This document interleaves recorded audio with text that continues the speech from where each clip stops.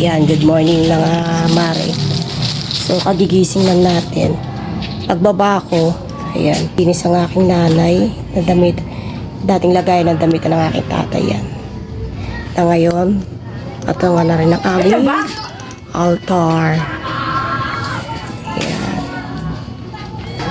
Tapos, meron siyang nahalukay. Sabi niya, hindi daw nadala sa yung nilibing tatay ko yung damit. So, ito yun. Kasi dati tumakbo na kagawad yung aking tatay. So, sa mga nakakalam dyan, sa mga kalugar ko, ito yun.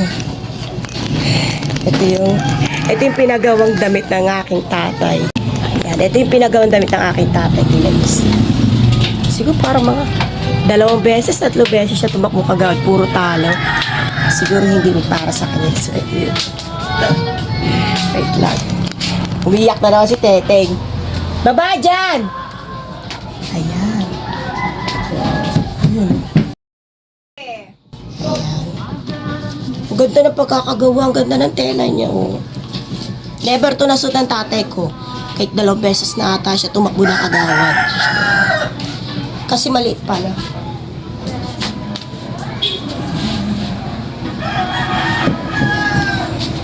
Ayan. Maliit siya, hindi siya. Ay, pag ginano mo siya, hindi siya nasasara. Dito kay nanay, bili! Nasasara siya. Ah, bakit pulang labi? Matigas. Ano? Murahin lang po. Wala kay ate yan, regalo sa ate yan. Eh, oo. Ano yan? Hindi nga sinusuot yan. Ayan. Ayan, oh. Teka, ano siya? Para di siya nakakilala na tatay ko. Ito siya, oh. Ayan, ito siya. Ito yung 2 to 3 times tumakbo kagawa pero hindi nanalo. Siguro hindi para sa kanya. Para lang siya sa tagsapa. Ay, wag mo. Ayan. So, sayang. Ang ganda pa ng tela niya.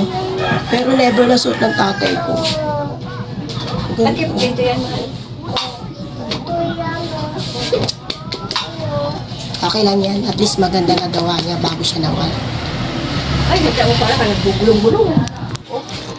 So, yun na nga. Ang ganda ng tela niya. Hindi siya masyadong mainit. Tapos para siya po. Kaya, sakto-sakto. Kaya pala hindi nasuot ng tatay ko. Ayan, si tatay. Teteng daw. Ayan. Oo, ayos ko lang kasi uwi na si nanay. Bagay ba? Ayusin ko lahat. See you lang, guys. Good morning.